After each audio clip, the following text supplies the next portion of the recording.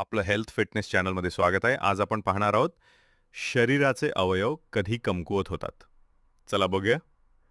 पोट खूप वेळ उपाशी राहिल्यास त्रास होतो. किडनी तहान लागल्यानंतरही पाणी न पिण्याची सवय घातक असते. मेंदू सतत तणाव आणि नकारात्मक विचार मेंदूला थकवतात. डोळे अंधारात मोबाईल किंवा लॅपटॉपचा वापर डोळ्यांचे आरोग्य बिघडवतो.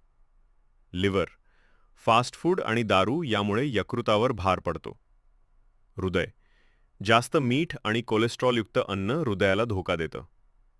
आंत बासी मसालेदार अन्नामुळे पचनसंस्था कमकुवत होते.